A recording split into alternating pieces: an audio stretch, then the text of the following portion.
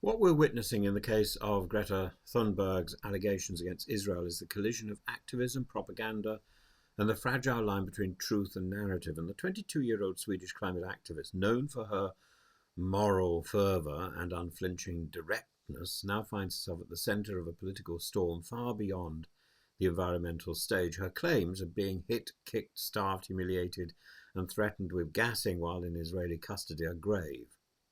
They reach beyond personal mistreatment into the moral credibility of a nation already under fierce scrutiny for its conduct in Gaza. So, to lay out what is known and what is contested, she was detained in early October after joining the global Sumund Flotilla, a coalition of activists attempting to breach Israel's naval blockade to deliver aid to Gaza.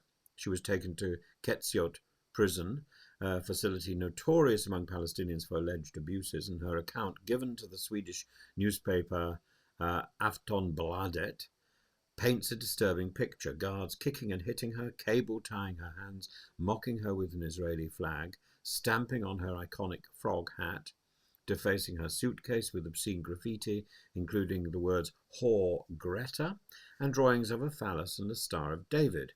She describes being deprived of water in 40 degrees centigrade heat, threatened with gas, forced to endure nights of sleep deprivation, and most chillingly, she says she was singled out by the far-right minister Itamar Ben-Gvir, who called her a terrorist who wants to kill Jewish babies and vowed to ensure she would rot in prison. Israel denies every allegation. Its foreign ministry dismissed her claims as brazen lies, insisting that all detainees' rights were respected and that Thunberg was treated well even after footage of her being handed water and a jacket. Officials argue that she never filed a formal complaint, which to them proves fabrication. Ben-Gvir, meanwhile, has said he is proud of how Ketziot's staff behaved, and yet Ben-Gvir was filmed mocking the activists directly. This is a case where the truth may never be fully recoverable because it sits at the fault line between two incompatible narratives. Israel is locked in a war of image as much as a war of arms. To admit abuse of a celebrity detainee would undermine every claim it makes about humane conduct. Thunberg, for her part, is a symbol of moral absolutism, one who has long been accused by her detractors of naive radicalism, yet who commands immense credibility among younger generations. Her statement that if they treat a white Swedish girl like this, imagine what they do to Palestinians, reframes her ordeal not as self-pity but as evidence of systemic brutality. It's worth remembering the context. Ketziot prison in the Negev desert is a high-security facility built to hold Palestinians accused of terrorism. Human rights organizations have long documented cases there of beatings, sexual abuse, medical neglect, sleep deprivation, and the testimonies of Thunberg's fellow detainees from the flotilla, including European MPs and lawyers, echo her own, being kicked, called terrorists, denied medicine, forced to sleep in cages under the sun. It would be wrong to assume her allegations are implausible simply because of her fame. Indeed, her fame may have invited harsher treatment from guards who saw her as the embodiment of the anti-Israel activism. And you've got to remember, it's Israel and Britain who together developed the systems for training soldiers to withstand torture.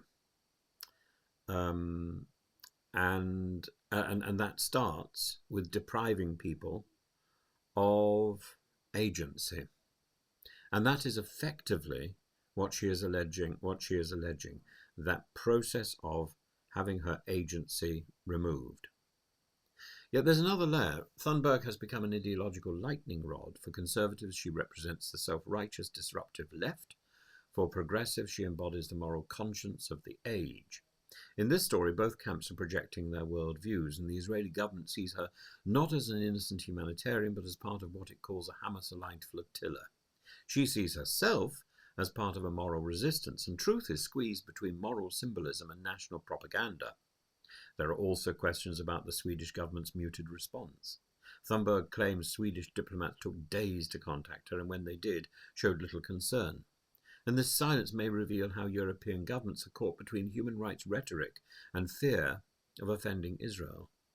For treatment thus exposes not only Israeli brutality, if her account is true, but also Western cowardice. And yet Thunberg herself has attempted to redirect attention. She said, "This isn't about me. Thousands of Palestinians are being tortured in silence." This is perhaps the most important line of all. Whether or not every detail of her ordeal is verified, the moral shockwave of her testimony draws global attention to the plight of Palestinians held without trial and the ethical legitimacy of Israel's system of jail. To be clear, the allegations require proper investigation. No democracy can afford to ignore torture claims, however politically inconvenient. The Israeli government's denial doesn't absolve it of that responsibility, nor does Thunberg's moral stature exempt her claims from scrutiny.